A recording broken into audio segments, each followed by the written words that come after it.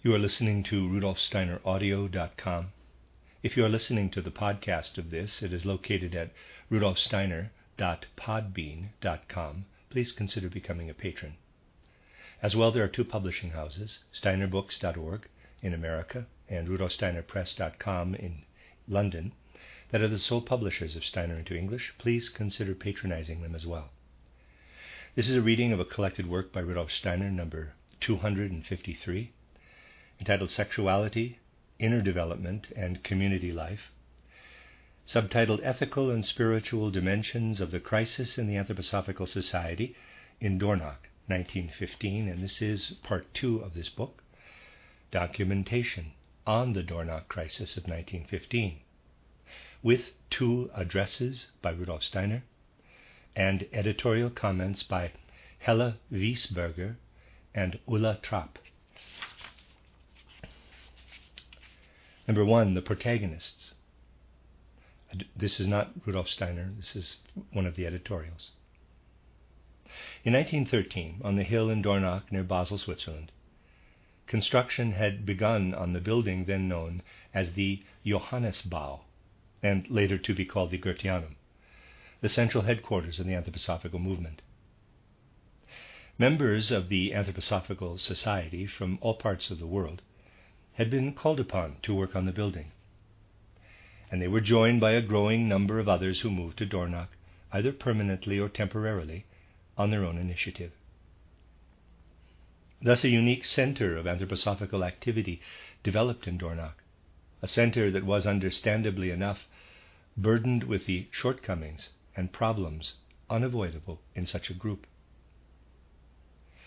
In the summer of 1914, these difficulties escalated when World War I broke out, since people from many different nations, including those at war, worked together and had to get along with each other. Isolation from the rest of the world, and last but not least, both local and more widespread opposition to the building and the people it attracted, further complicated the situation. In spite of all obstacles, however, the building continued to grow under the artistic leadership of Rudolf Steiner, who was well loved as a teacher and felt by all to be a bulwark of constancy. But in the summer of 1915, all this changed as a result of incidents that threatened to test the Dornach group, and thus the Anthroposophical Society as a whole, to the breaking point.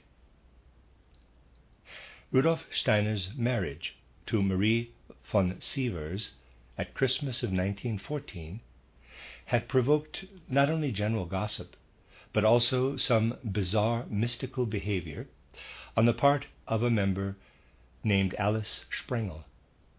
Heinrich Goesch and his wife Gertrude seized upon her strange ideas and made use of them in personal attacks on Rudolf Steiner. Since this was done publicly, in the context of the society, Rudolf Steiner asked that the society itself resolve the case. This resulted in weeks of debate, at the end of which all 3 were expelled from the society. Rudolf and Marie Steiner did not take part either in the debates or in the decision to rescind their membership. The documents that follow reconstruct the events of the case in the sequence in which they occurred. Alice Sprengel, born 1871 in Scotland, died 1949 in Bern, Switzerland, had joined the Theosophical Society in Munich in the summer of 1902, at a time when Rudolf Steiner had not yet become General Secretary for Germany. She joined the German section a few years later. In a notice issued by the Vorstand of the Anthroposophical Society in the fall of 1915, informing members about the case, Miss Sprengel is described as having undergone unusual suffering in her childhood. At the time of her entry into the society, she still impressed people as being very dejected. In addition, she was unemployed at that time, and outwardly in very unfortunate circumstances. For that reason, efforts were made to help her. Marie Steiner, then Marie von Sievers, sponsored her involvement in the Munich Drama Festival in 1907, and arranged for her to be financially supported by members in Munich. In order to help her find a means of supporting herself in line with her artistic abilities, Rudolf Steiner advised her on making symbolic jewelry and the like for members of the society. It was also made possible for her to make the move to Dornach in 1914. She, however, interpreted this generous assistance to mean that she had a significant mission to fulfill within the society. Having been given the role of Theodora in Rudolf Steiner's mystery dramas, fed her delusions with regard to her mission, as did the fact that toward the end of the year 1911, in conjunction with the project to construct a building to house the mystery dramas, Rudolf Steiner had made an attempt to found a, quote, Society for Theosophical Art and Style, close quote, in which she had been nominated as, quote, Keeper of the Seal, close quote, because of her work as an artist. She imagined having lived through important incarnations, and even believed herself to be the inspirer of Rudolf Steiner's spiritual teachings. In addition, having been asked to play Theodora gave rise to the delusion that she had received a symbolic promise of marriage from Rudolf Steiner, and she then suffered a breakdown as a result of Rudolf Steiner's marriage to Marie von Sievers at Christmas 1914. Her letters to Rudolf Steiner and Marie Steiner, reproduced below, clearly reveal that she was deeply upset. Letter from Alice Sprengel to Rudolf Steiner, undated, received December 25, 1914.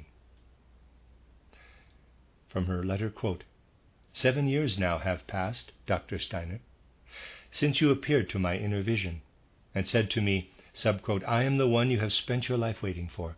I am the one for whom the powers of destiny intended you, close subquote, end quote, close quote. Continuing the letter, you saw the struggles and doubts this experience occasioned in me. You knew that in the end my conviction was unshakable. Yes, so it is. And you waited for my soul to open and for me to speak about this. Yet I remained silent because my heart was broken. Long before I learned of Theosophy, but also much more recently, I had had many experiences that made me say, I willingly accept whatever suffering life brings me, no matter how hard it may be. After all, I have been shown by the Spirit that it cannot be different. But this is something that seems to go beyond the original plan of destiny. I lack the strength to bear it, and so it kills something in me, destroys forces I should once have possessed. These experiences were mostly instances of people deliberately abusing my confidence, and all in the name of love. But I had the feeling that this was not only my own fault. It seemed as if the will of destiny was inflicting more on me than I could bear. I had some vague idea of why that might be so.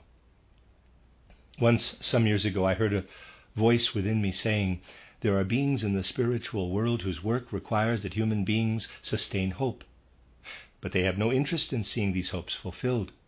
On the contrary. At that point, I was not fully aware of what we were later to hear about the mystery of premature death, of goals not achieved, and so forth. Then, however, I bore within me a wish and a hope that seemed like a proclamation from the spiritual world. This wish and this hope had made it possible for me to bear the unbearable. They worked in me with such tremendous force that they carried me along with them. My soul was in such a condition, however, that it could neither relinquish them nor tolerate their fulfillment, or to put it better, it could not live up to what their fulfillment would have demanded of it. Thus I could not come to clarity on what the above-mentioned experience meant for me as an earthly human being. Neither the teaching nor the teacher was enough to revive my soul. That could only be done by a human being capable of greater love than any other, and thus capable of compensating for a greater lack of love. I can no longer remain silent. It speaks in me and forces me to speak. Years ago I begged you for advice, asked for enlightenment, and your words gave me hope and comfort. I am grateful for that. But today I would no longer be able to bear it. Why did you say to me recently that I looked well, that I should persevere? Did you think I was already aware of the step you are taking now and that I had already gotten over it? I was as far from that as ever.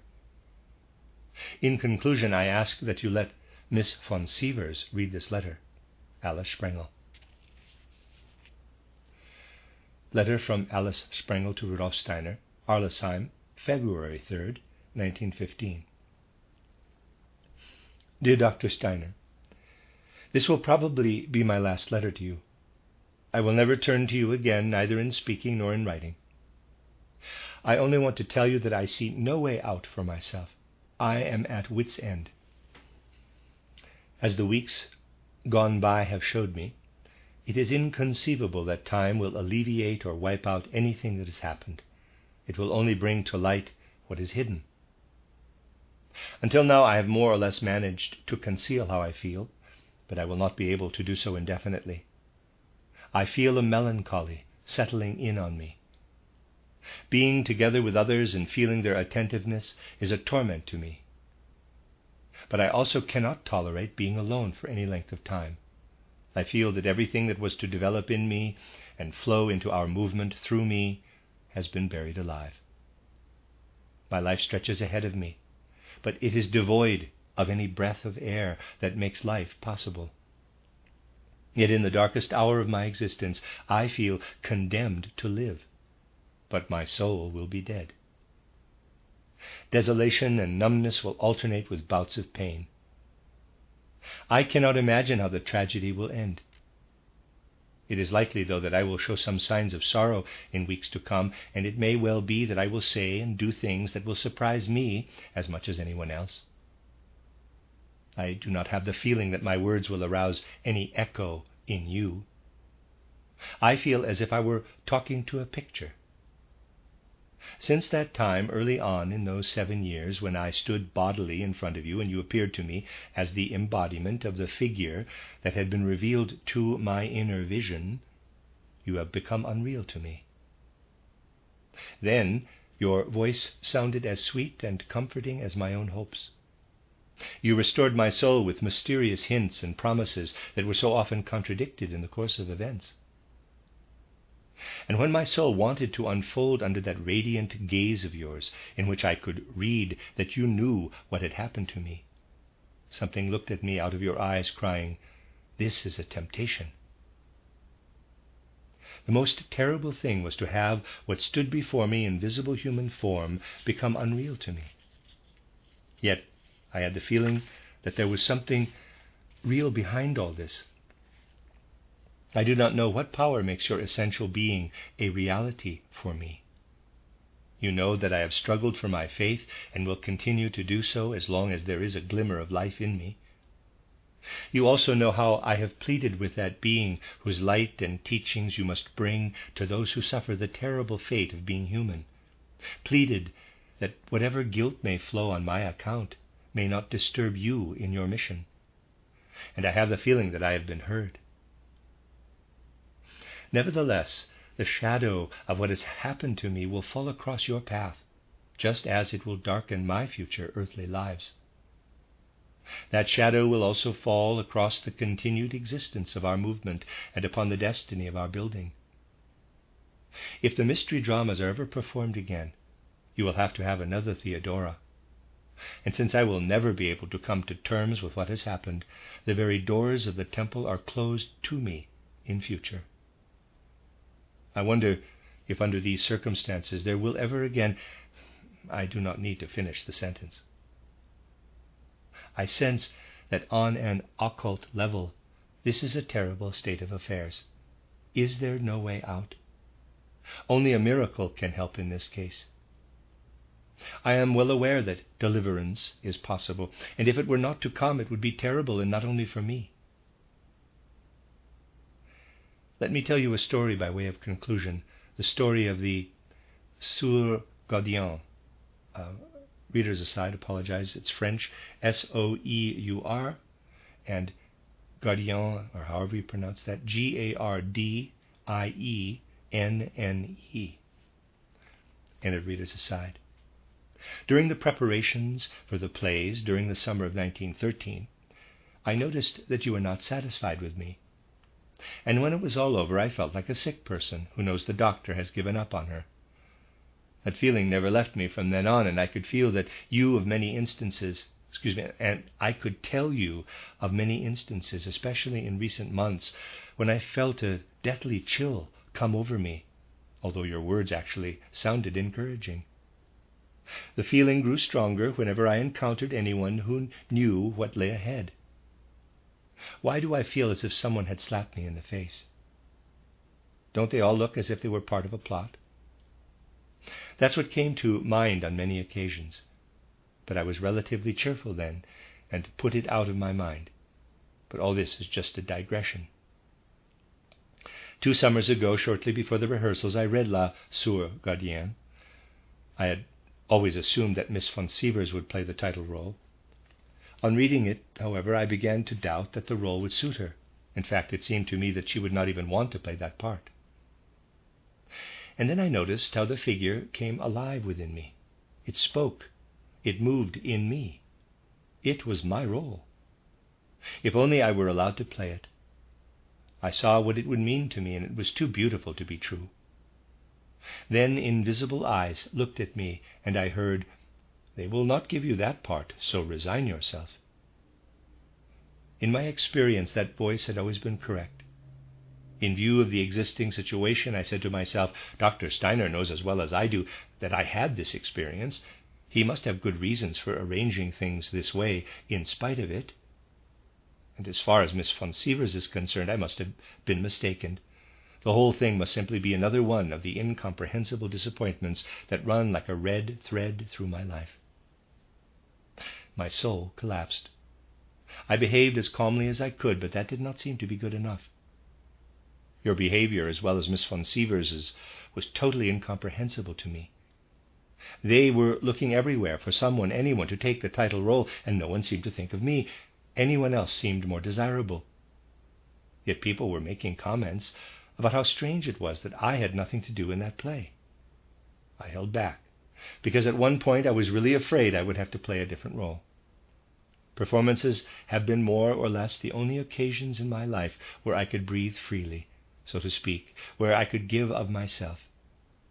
But that was only true when I played parts that lived in me, like Theodora and Persephone.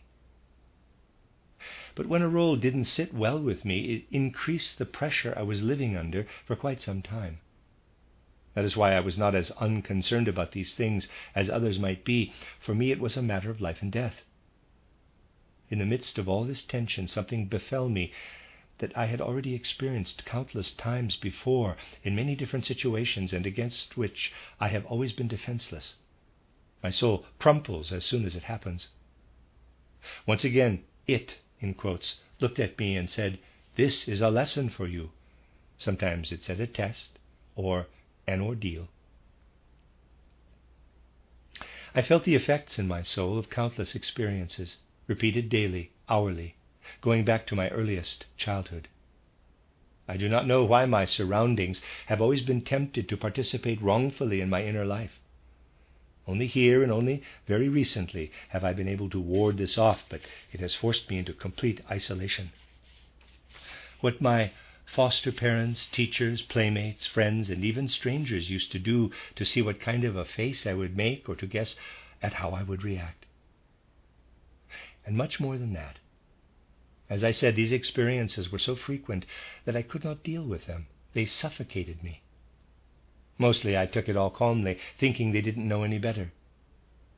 Now, however, in the situation I described, these semi-conscious memories played a trick on me, and I was overcome by anger. And then this summer, a year later, I had to relive the whole thing. And it occurred to me that I should have told you about what went before it. As I said, those words, "This is a lesson for you," always made me stiffen and freeze. When I look back on my life, it seems as if a devilish wisdom had foreseen all the possibilities life would bring to me in these last few years, and as if this intelligence had done its utmost to make me unfit for them. I could watch it at work, and yet was powerless to do anything. Much could be said about why that happened, but nothing in my own soul or in any single soul could ever help me over this abyss. Only the spark leaping from soul to soul, the spark that is so weak now, so very weak, can make the miracle happen now. Ellipsis. Continuing the letter on February 5th. I have just read over what I wrote, and now I wonder, is it really all right for everything to happen as I described? That is how it would have to happen if everything stays as it is now. But don't we all three feel how destiny stands between us? Can it really be that there is one among us who does not know what is to happen next? That will bring many things to light. The course of events to come depends on what had been one person's secret. This is truly a test, but not only for me. What was hidden shall be revealed. I still have one thing to say to you, my teacher and guide, even though the tempter looks out of your eyes. There have been many times when I experienced with a shudder that what was revealed to me also meant something to you, something that has not been given its due. However, this must happen and will happen. You know that well, and so does. Ended, The Keeper of the Seal. Now, an excerpt from a letter from Alice Sprengel to Marie Steiner, undated, received on August 21st, 1915. I know that people who have occult experiences are a calamity as far as the people in positions of responsibility in our movement are concerned, and understandably so. But still, that is what our movement is there for, to come to grips with things like that. The relationship between you and Dr. Steiner is not the point right now. No, it is the relationship between you and myself. However, your civil marriage unleashed a disaster for me, one that I had feared and seen coming for years, not in its actual course of events, you understand, but in its nature and severity. That is to say, for years I had seen something developing between my teacher and me, something to which we can indeed apply what we have heard in the last 2 days, though not for the first time. It has a will of its own and laws of its own, and cannot be exorcised with any clever magic word. As I said, I had sufficient self-knowledge to know what had to come if nothing happened to prevent it. 3 years ago, like a sick person seeking out a physician, I asked Dr. Steiner for a consultation. There was something very sad I had to say during that interview, and I have had to say it frequently since then. Although I could follow his teachings, I could not understand anything of what affected me directly, or of what happened to me. I must omit what brought me to the point of saying this, since I do not know how much you know about my background and biography. I was not able to express my need, and Dr. Steiner made it clear that he did not want to hear about it. The following summer, however, we were graced with the opportunity to perform titled The Guardian of the Threshold. In it, a conversation takes place between Strader and Theodora, a conversation that reflected in the most delicate way the very thing that was oppressing me. Perhaps Dr. Steiner did not intend anything of the sort. Nevertheless, it is a fact. Perhaps it was meant as an attempt at healing. I do not understand. Ellipsis. The next letter, written by an Englishwoman who was living at the Goetheanum at the time, characterizes Alice Sprengel from a different point of view. Letter from Mary Pete to Alice Sprengel, Arlesheim, October 1915. Dear Miss Sprengel, I cannot let the time pass without writing to tell you how greatly shocked I am at your disgraceful behavior to Dr. Steiner, and also to Mrs. Steiner. I have truly always thought of you as a rather delicate and hysterical-looking person, but I little imagined to what depths your evidently hysterical nature could lead you. Your elusive hope of becoming a prominent person in our society, not having been realized, has been too much of a disappointment for your nature. This kind of thing happens every day, in that disappointed young women fall into all sorts of hysterical conditions, which give rise to all sorts of fantastical dreams. In this case, the most holy things have been mixed with false illusions, arising from much vanity, self-pride, and the desire for greatness. To one who pictures herself to be the reincarnation of David, as well as of the Virgin Mary, very little can be said. For if one starts with such suppositions, one necessarily places oneself almost beyond the pale of reason and logic. A dog will not bite the hand that has fed it for years. You have not shown the fidelity of a dog in that you have turned all your hatred and spite against the one who has given you all that has brought life into your existence, both spiritually and physically, for you have been beholden to him and his friends for your subsistence. And now, because you are thoroughly disappointed, you have tried and are trying your best to injure him with every subtle untruth and insinuation engendered by those thoughts which have entered your imaginative brain. Dr. Steiner is beloved, revered, and respected. His life is an example to all. He has been able, through his power of logic and clear and right thinking, to feed us with the bread of wisdom and life, and has truly been a light bringer to us all.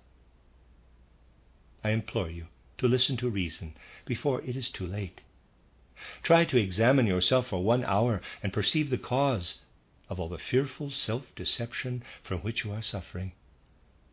Beware of the awful figure of hate, called up by your jealousy and consequent disappointment.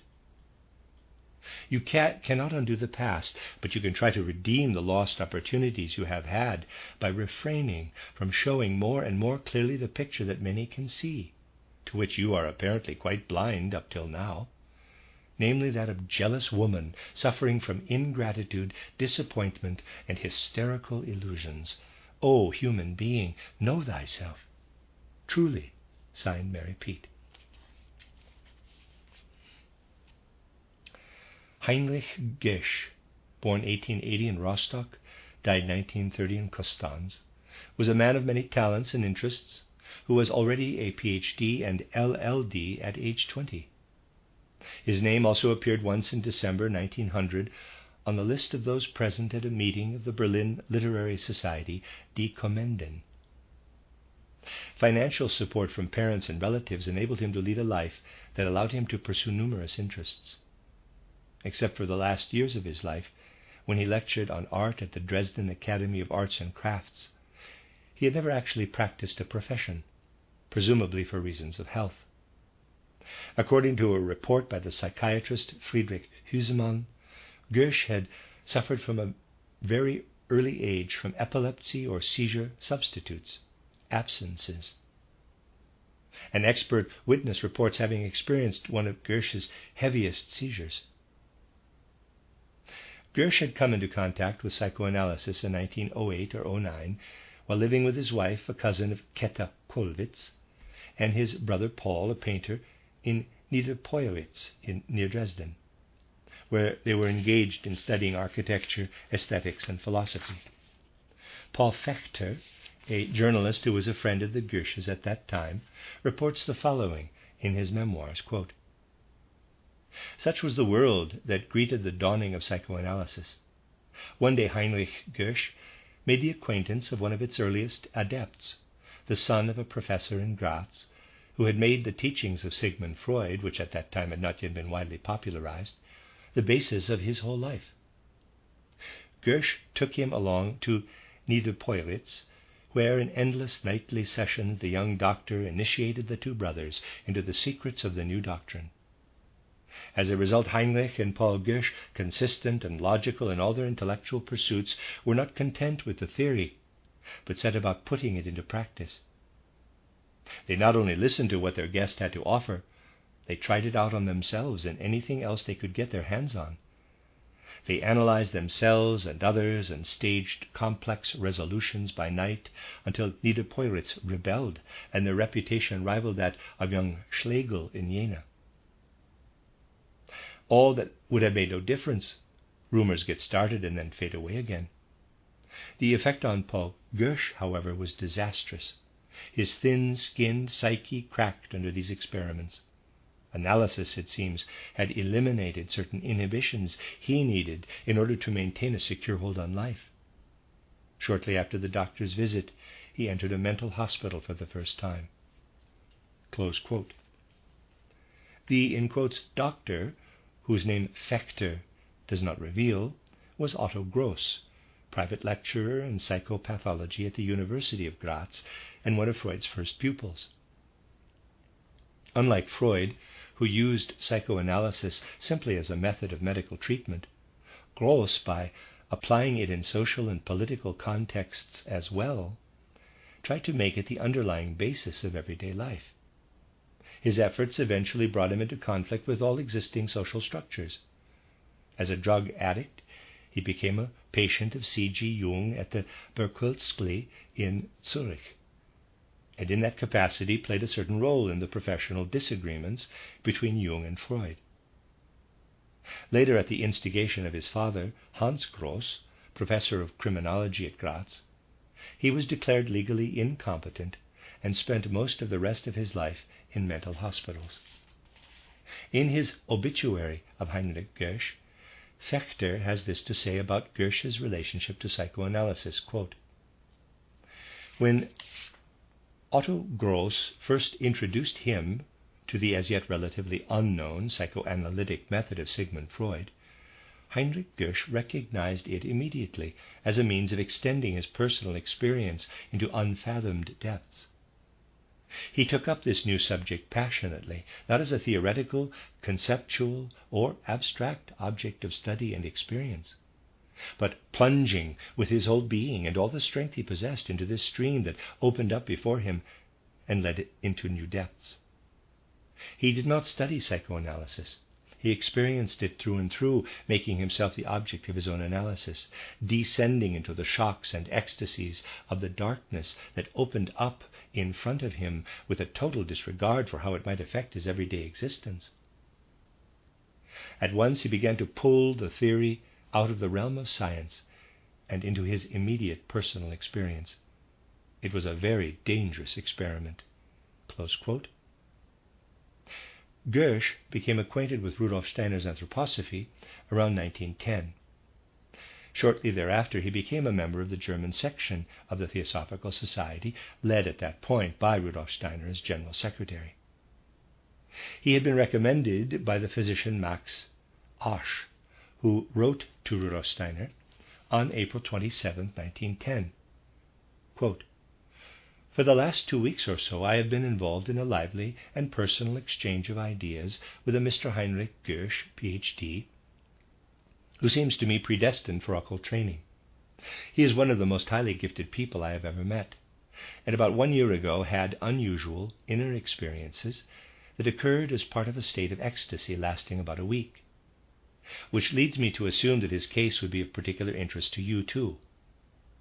He has recently immersed himself in the study of your works, Theosophy, An Outline of Esoteric Science, etc., and the unbelievable quickness with which he grasps these things leads me to suspect that he has undergone some form of occult schooling in an earlier incarnation, apparently a specifically Christian one, given the nature of his ecstatic experiences. Mr. Goesch will attend your lecture tomorrow evening if you wish. I will introduce him to you. He wants to become a member of the Theosophical Society immediately." Close quote. The lecture in question took place on April 28, 1910 in the Berlin House of Architects. Its title was Error and Mental Disorder.